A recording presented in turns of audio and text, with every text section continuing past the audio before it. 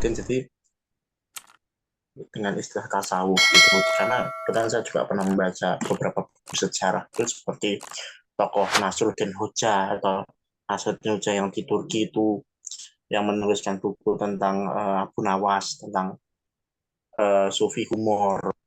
Terus ada Jalaluddin Rumi, atau dalam bahasa Turki Jalaluddin Rumi yang Konya itu Turki itu. Kemudian beberapa tokoh yang sebetulnya ini pernah menjadi inspirasi dari tokoh kita seperti Bung Karno, Gus Dur, bahkan Pak Harto pun juga pernah mempelajari itu. Artinya beliau-beliau yang pernah menjadi tokoh bangsa ini pernah menjadi pembelajar tasawuf. Kalau Bung Karno lagi itu nah, bahkan sampai digelari waliullah juga, berarti kan Bung Karno kan ibaratnya sufinya sudah, tasawufnya sudah tinggi. Pak Harto juga mengakui itu, Gus Dur apalagi, Habibie juga sama. Artinya tuh tokoh-tokoh bangsa ini juga saya minta dapatnya Mas Nurdin juga. Ketika kita bicara tentang tasawuf sufi, di bangsa kita Bung Hatta juga, Agus Salim juga sama. Artinya beliau-beliau tuh mengakui bahwa ilmu tasawuf itu bisa membuat kita beragama tapi juga berbudaya. Kita beragama tapi juga bisa memiliki nilai yang tinggi. Nah, yang saya ingin tanya kepada Mas Nurdin dan sebentar bagaimana ketika tokoh bangsa tadi seperti Bung Karno, Bung Hatta, ya termasuk Pak Harto dan juga sampai Gus Dur itu ya, mempelajari tentang sufi, bahkan saya melihat beberapa pemikirannya juga kecenderungan mengarah ke situ, filsafat, teologi, filsafat rohani. Berarti kan cara-cara mereka juga cara-cara tasawuf. Nah, itu kan berarti kan menginspirasi para tokoh pendidikan. Nah, misalnya apakah benar pendiri bangsa kita itu sebenarnya hampir sebenarnya sampai sekarang zamannya Pak Jokowi, Kiai Haji Ma'ruf Amin sebagai wakil presiden itu juga seorang yang penganut tasawuf, bahkan kecenderungan menjadi seorang sufisme. Nah, itu atau sufistik, karena saya melihat dari pemikiran beliau juga sudah campur antara politik, filsafat, teologi, dan juga ilmu pengetahuan umum yang lain. Terima kasih, Mas. Assalamualaikum warahmatullahi wabarakatuh. Mohon penjelasan dan tanggapannya. Iya, terima kasih Bang Denny atas pertanyaannya. Saya lihat di chat juga ada beberapa pertanyaan, jadi mungkin saya gabungkan aja. Ya, mungkin saya jawab pertanyaan Mas Denny tadi tentang apakah tasawuf itu banyak dipraktikkan di Indonesia gitu termasuk oleh para tokoh nasional. Ya memang sejarah tasawuf sendiri di Indonesia memang sudah berusia lama ya, maksudnya. Bahkan ibaratnya kita di Hamzah Fansuri dianggap sebagai tokoh sastra lama, sastra lama Indonesia. Jadi kalau sastra baru kan, angkatan baru itu kan angkatan misalkan Balai Pustaka, angkatan 45 dan lain-lain, tapi dia dianggap sebagai bagian dari sastra lama. Jadi iya, dia maksudnya apa namanya, dari segi kebudayaan pun punya pengaruh, dan kemudian juga dari sisi apa yang namanya jadi apakah para tokoh-tokoh nasional tadi mempelajari tasawuf ya, misalkan begini, saya ambil contoh saja, misalkan karya Ghazali itu kan sangat populer di Indonesia, salah satu tokoh tasawuf penting juga, dan saya yakin tokoh-tokoh itu juga mesti mempelajari itu ya, mempelajari itu ya. Dalam konteks itu bisa dikatakan ya pasti apa namanya dimensi-dimensi tertentu dari tasawuf bisa saja berpengaruh gitu. Tapi kalau dalam konteks tadi, kalau sufi kita artikan dalam arti tarikah gitu ya, maksudnya order gitu ya, itu mungkin masih perlu dikonfirmasi dalam arti apa namanya, tidak semua orang tokoh-tokoh nasional atau apa juga bertarikah gitu kan, misalkan semacam itu. Tapi mereka bisa apa namanya, menyerap atau mempraktekkan tasawuf lewat jalan-jalan yang tadi yang lain ya. Bahkan misalkan seperti Hamka itu kan sebenarnya dia juga menulis soal tasawuf modern gitu kan, tahun berapa ya, tahun 30-an apa ya, dan dia juga sempat berjumpa dengan Soekarno, ada fotonya segala, maksudnya dia berfoto bersama, artinya bacaan-bacaan itu juga pasti dibaca oleh Soekarno juga, yang juga membaca karya Hamka. Tapi saya nggak tahu maksudnya detailnya apa yang dibaca oleh Soekarno. Tapi maksudnya interaksi-interaksi itu ya pasti ada ya, semacam itu. Bahkan apa yang namanya apa namanya tokoh-tokoh nasional yang lain yang tadi Agus Salim atau yang lain juga itu pasti juga mempelajari itu. Jadi ya kalau secara umum ya pasti pasti apa namanya pengaruhnya ada, dan betul tadi dikatakan Mas Denny bahwa tasawuf kemudian bercampur dengan yang macam-macam. Ya betul kan, tasawuf kan dimensi lebih mementingkan soal dimensi batin ya, jadi kemudian bagaimana mengolah hati dan lain-lain semacam itu. Ya dia kemudian tidak berarti kalau orang yang berarti maksudnya gini, orang yang bertasawuf bukan berarti dia kemudian tidak bisa menjadi seorang filosof atau kemudian menjadi seorang politisi dan lain-lain. Justru justru bisa sangat bisa juga, misalkan seperti apa itu namanya Ibnu Sina, misalkan dalam karya terakhirnya ada yang mengatakan dia itu anu juga mempelajari tasawuf juga, walaupun itu juga debatable, tapi maksudnya Ibnu Sina kan filosof, jadi tapi dia juga tasawuf ini. Rumi itu kan juga dia bukan orang yang tinggal di goa gitu, bukan apa atau pindah ke hutan itu bukan, tapi dia tuh orang yang tadinya kan hidup di lingkungan istana juga, dia juga menjadi seorang apa namanya guru juga, apa kayak semacam apa pemberi fatwa gitu kan. Jadi ya, ya apa namanya apalah itu istilahnya itu tokoh masyarakat juga, jadi bisa jadi apa saja, jadi nggak mesti harus sufi itu kemudian satu profesi sendiri terus kemudian itu bukan, dia bisa kemana-mana gitu. Jadi justru itu yang tadi saya tekankan, esensinya itu justru soal perjalanan spiritual itu, dan itu kan dialami diri. Jadi tarikah itu kan sebenarnya adalah bagian dari cara untuk memudahkan perjalanan spiritual. Jadi itu yang mungkin harus diinginkan. Itu jawaban Mas saya dan Mas Denny. Jadi ada yang berapa pertanyaan, coba saya respon secara singkat ya. Jadi misalkan ada pertanyaan tentang simel. Jadi simel itu yang membahas tentang kucing dan pernah ditampilkan di circle, betul. Jadi simel ini termasuk pengkaji, selain mengkaji Rumi dan Iqbal, dia terus juga mengkaji dimensi-dimensi lain yang mungkin dari peradaban Islam yang mungkin tidak banyak dibahas, misalkan soal hewan. Kucing salah satunya, tapi dia juga punya kajian tentang hewan lain, ada bukunya saya lupa judulnya, tapi ada kajian tentang hewan yang lain. Jadi aspek-aspek yang kurang banyak sentuh, dan Simel kan sebenarnya orang ahli budaya ya, dia jadi ingin mendialogkan antara kebudayaan Jerman dan kebudayaan Islam gitu kan, jadi kira-kira ya supaya bisa cross begitu kan. Jadi dia mempelajari hal-hal yang apa namanya sesuatu yang mungkin waktu itu kenapa dia membahas tentang kucing, waktu itu dia di Eropa belum terlalu familiar mungkin dengan kayak animal right itu mungkin belum familiar, tapi dia lihat kok di Kairo tuh kok banyak kucing, dan dibiarkan jalan dikasih makan. Nah itu kemudian dia ingin mengangkat itu. Jadi soal itu, jadi banyak ya temanya, dia nggak hanya tentang sufi tapi juga tentang yang lain. Kemudian ada pertanyaan soal ilmu tasawuf bertentangan dengan ilmu fikih, padahal tasawuf adalah ruh ibadah dan fikih adalah cara beribadah. Ya, kalau kita membaca dari Al-Ghazali tadi, justru tadi fikih itu tidak bertentangan dengan tasawuf. Fikih itu justru tadi kan rambu-rambu syariat gitu. Sebenarnya bahasa yang lebih luas syariat. Nah, justru itu yang juga penting juga untuk membentengi, misalkan kalau dalam sufi order, supaya supaya dia itu jangan menyimpang dari jalan syariat. Jadi misalkan tadi diperintahkan apa namanya yang aneh-aneh gitu kan. Nah, itu sesuai nggak dengan perintah syariat? Misalkan ada perintah syariat kan yang tidak boleh kan menzalimi diri sendiri. Lah kemudian digantung terbalik 40 hari kalau nggak salah itu. Itu gimana? Jadi supaya maksudnya praktek-praktek kan, karena tadi apa namanya guide itu kadang-kadang kan punya, ibaratnya kalau ya seperti kita anu lah, kalau guide tour tuh kadang-kadang kan punya metode sendiri kan, mungkin ada yang punya jalan lewat sini ada cara. Nah itu kemudian tuh harus ada standarisasi tanda kutip itu ya lewat syariat itu, supaya supaya tidak apa namanya ada kelonggaran tapi nggak boleh melewati seperti itu. Jadi Ghazali termasuk yang ini ya, menekankan pentingnya itu, maka dia termasuk menjadi salah satu yang tokoh yang penting, dan di Indonesia termasuk kalau misalkan NU gitu mengaku mengklaim bertasawuf dengan Al-Ghazali dan Junaid misalkan begitu kan. Jadi memang Al-Ghazali penting itu yang tanggapan. Kemudian ada yang bertanya soal praktek tasawuf di Indonesia sendiri biasanya dilakukan oleh siapa? Ya bisa oleh siapa-siapa.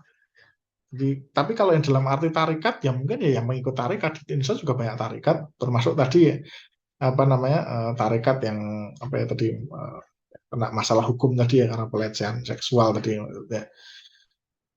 Kalau dalam arti itu ya yang ikut bertarekat itu maksudnya kalau kita menggunakan definisi tasawuf adalah mengikut order maka ya iya yang kalangan-kalangan tarekat tapi sebenarnya kan kita lihat esensi. Nah kemudian semacam orang semacam Hamka segala kan menulis ya tadi buku-buku tasawuf tasawuf modern begitu kan. Jadi artinya ya sebenarnya seorang bisa melakukan perjalanan spiritualnya sendiri gitu maksudnya.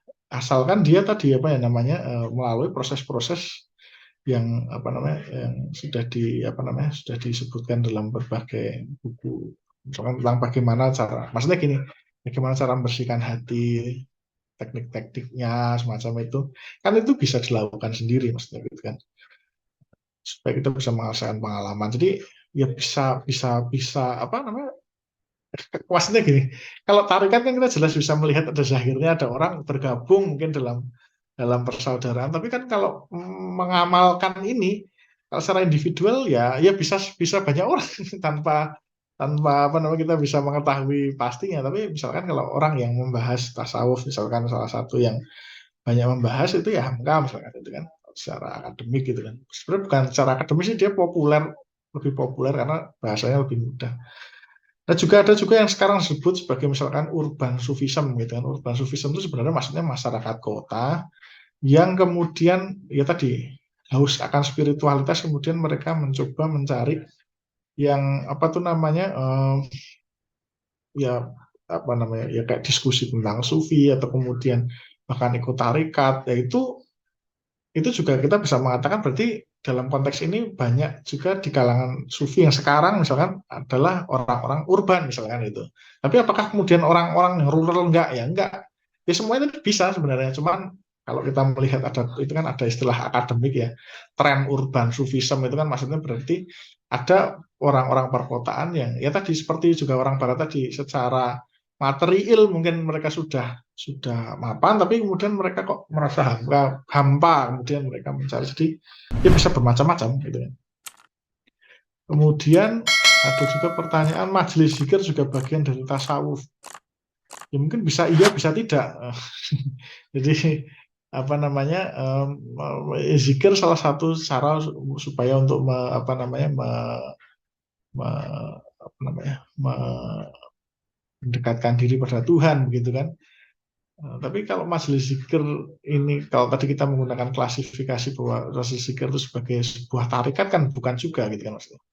Tapi kalau itu sebagai sarananya, ya bisa juga. Tapi nggak mesti juga sarana harus zikir gitu kan. Macam-macam tadi kan. Ya misalkan kita kalau misalkan kita melihat yang dalam penyucian penyucian diri yang disebutkan dalam berbagai buku tadi, misalkan ya kita membenahi membenahi hati kita. Ghazali kalau nggak salah ya, atau siapa saya agak lupa. Jadi misalkan gini, itu sangat mudah misalkan kalau kita apa namanya kita apa namanya itu eh, bersuci kalau dalam Islam kan ada wudhu gitu kita, ketika wudhu kita tidak hanya membasuh anggota-anggota badan tapi sambil berpikir bahwa saya juga harus membersihkan hati saya itu tidak lewat zikir kan tapi maksudnya bagaimana melewat refleksi jadi macam-macam jadi itu bisa juga dikatakan bagian tapi ya mungkin juga tidak selalu gitu kalau apalagi kalau menggunakan definisi tadi ya bahwa itu tarikat ya apa namanya itu bukan masuk tarikat juga nggak mesti ada mursyidnya ya mungkin itu yang dari chat ya yang bisa saya Iya. jawab Baik, ini terima kasih kayaknya Mas masih Daniel. ada satu yang mau tanya Iya, ini ada satu. Iya, boleh ya Mas ya? ya ya silahkan Pak Grace Purwonugroho, silakan Pak. Pak Grace, Iya ya, Mas, silakan Pak. saya nanya ke saya tapi awal urusan tasawuf ini. Jadi dengar ya? ya ya bisa Lu? didengar Iya, Iya, bisa Pak. enggak tak kalau tadi misalnya begini, kalau menurut Mas Nurdin itu gimana ya? Kalau apakah tasawuf juga apa ya berkontribusi terhadap apakah tasawuf punya kontribusi terhadap kemajuan Islam dalam apa namanya apa dalam peradaban terakhir lah. Kan tadi kan Mas Anu bilang bahwa Kemal Pasa itu juga ternyata tidak mengizinkan tasawuf untuk apa namanya untuk Ya, berkembang ya, ketika masa ya, tahun 2004 ya. Nah, ya, persoalannya tasawuf juga kemudian apakah bisa menunjang kemajuan di teman-teman Muslim karena di beberapa tadi yang Mas bilang tadi ada juga yang apa ya Puritan begitu ya. Jadi ada kultus juga bagian dari Puritan lah kayak gitu. Puritan sehingga memang apa ya kayak macam ingin kembali kepada situasi-situasi masa lalu begitu. Nah ini kira-kira peran tasawuf, tapi memang dalam konteks kultur di Indonesia ini teman-teman tasawuf tampak lebih moderat, kemudian lebih bisa karena dia apa pusatnya pada rohani, kemudian pada bagaimana diri dia di hadapan Sang Ilahi, begitu lebih lebih tidak berpikir hal-hal yang politis lah, gitulah, atau lebih moderat lah. Nah, tetapi membawa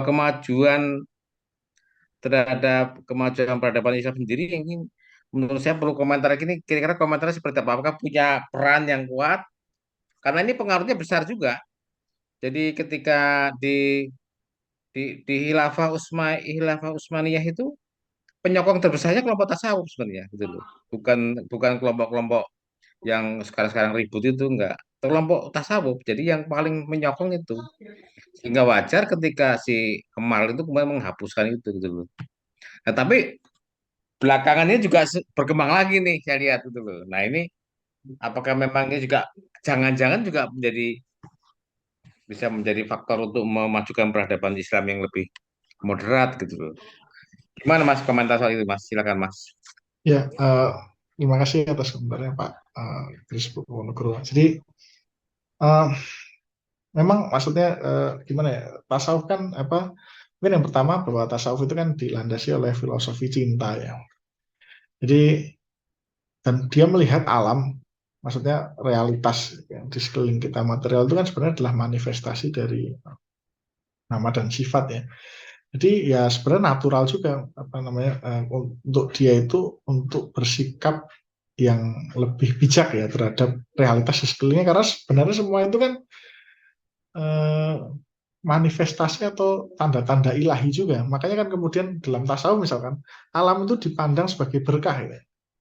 Bukan alam misalkan sebagai suatu yang harus dieksploitasi. Bukan maksudnya nggak boleh dieksploitasi, tapi maksudnya orang kan berpikir dua kali kalau kemudian nggak berguna kemudian dihancurkan. Jadi cara pandangnya memang lebih simpatik begitu ya. Termasuk juga dengan orang-orang lain kan.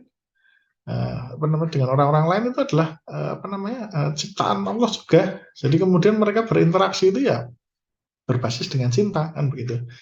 Jadi relasi yang lebih simpatik sebenarnya kan dibandingkan dengan apa namanya kalau mengukur misalkan kan zaman sekarang apalagi kan hanya berbasis apa namanya misalkan pada kebendaan misalnya itu kalau saya nggak mau berteman sama orang kayak gitu kan kalau nggak punya duit nih kalau nggak ada duit nih kan begitu kalau kalau di sini kalau dengan cinta kan akan melihat apa namanya realitas di sekelilingnya secara lebih positif lah kan semacam itu jadi apa namanya dalam konteks itu perubahan kesadaran juga berimplikasi kan apa namanya eh, punya implikasi dan kemudian fakta bahwa misalkan orang seperti Simel ya yang kemudian juga dan bahkan sebenarnya Rumi karena kalau nggak salah salah satunya karena jasa Coleman kalau nggak salah ya yang menerjemahkan puisi-puisi Rumi secara populer di negara-negara Amerika khususnya itu kemudian juga dirujuk jadi maksudnya di dalam self motivation dan lain-lain artinya kenapa bahwa berarti pesannya kan universal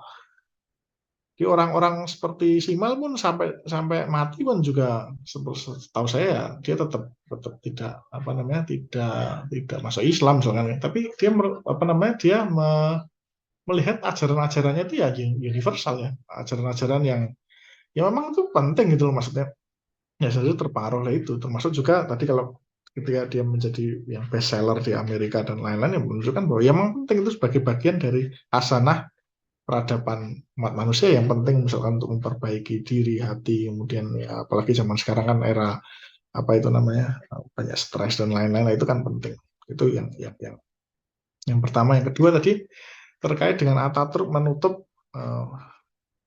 tarikah sufi. Betul, ditutup karena begini. Karena Atatürk itu hidup di era tadi kemerosotan tadi, di era-era apa namanya justru yang lebih penting itu guru menjadi apa ya namanya tujuannya, padahal tujuannya Tuhan. Guru itu sebenarnya pembimbing saja gitu loh maksudnya.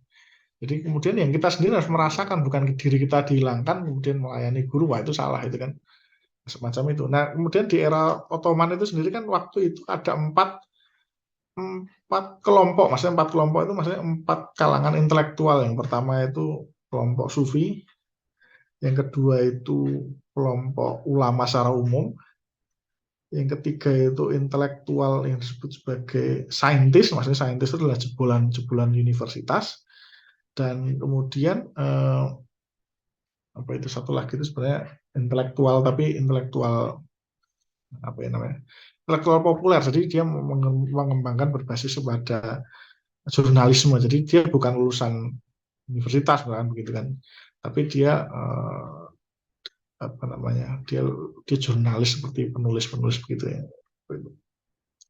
Nah apa namanya eh, eh,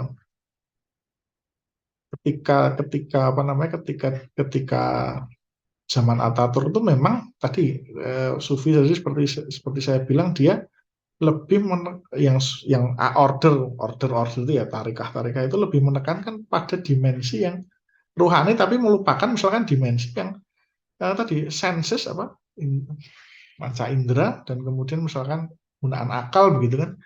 Sementara yang penggunaan apa namanya panca indera dan akal itu lebih banyak di kalangan yang tadi yang di saintis ataupun yang di apa tuh namanya di intelektual yang berbasis pada jurnalisme itu. Sehingga Atatürk merasa ya ini sudah menjadi kemerosotan, dan kemudian dia kok apa yang order ini kok lebih menekankan kepada yang dimensi yang batin, sementara Turki bagi Atatürk dia pengennya yang reformasi yang misalkan gini, kita butuhnya itu adalah pesawat, kita butuhnya adalah kereta, kita butuhnya adalah kan begitu kan Zahir semua. Jadi itu nggak perlu lah, itu kan cuma ilmu yang semacam itu ya seperti tadi saya jelaskan, di era-era itu pun di dunia timur memang itu nggak terlalu banyak, itu warisan usang lah, buang aja kan, ganti yang baru aja seperti itu. Nah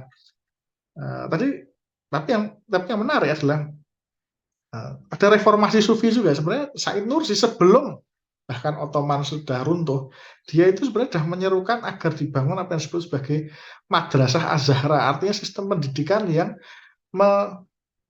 mengintegrasikan antara dimensi zahir dan batin tadi. Jadi bagi dia, loh sufi itu penting, dan termasuk apa namanya juga ulama secara umum tentang soal batin, tapi kita nggak boleh melupakan yang itu juga. Sebaliknya juga begitu. Jadi dimensi zahir batin sebagaimana juga Hamka tadi itu perlu dua-duanya, jangan dipotong-potong jadi disintegrasi. Nah itu sebenarnya sudah muncul di apa namanya oleh apa namanya reformasinya Said Nursi ya. Tapi waktu itu Said Nursi memang ya karena dianggap bagian dari sufi ya, kemudian ya apa namanya idenya nggak direalisasikan sehingga dia meninggal gitu. Tapi ide itu sudah muncul sebenarnya, maksudnya dia sendiri lo nggak begitu gitu loh. Kita harus integratif gitu loh. Jadi kalau tadi dikatakan apa menyumbang kemajuan, ya tadi kemajuan tuh ada yang sifatnya eksterior dan interior. Jadi kita butuh media sosial, misalkan begitu kan, supaya memudahkan komunikasi. Tapi kita juga butuh orang-orang yang bijak menggunakan media sosial kan begitu. Jadi dimensinya dimensi aspek jasmani dan rohani itu bisa tercakup semuanya. Jadi seperti itulah kalau kontribusi peradaban. Jadi peradaban yang holistik gitu kan. Apalagi tadi kalau tadi dalam konteks ini, dalam konteks tadi apa yang namanya pandangan yang lebih berbasis cinta tadi, simpatik misalkan pada alam, pada manusia gitu kan, kita tidak lagi melihat mereka berbasis penuhnya kepada kebendaan. Ini kalau hutan ini bisanya saya gunakan untuk apa misalkan ya tambangan, saya hancurkan saja kan, nggak begitu.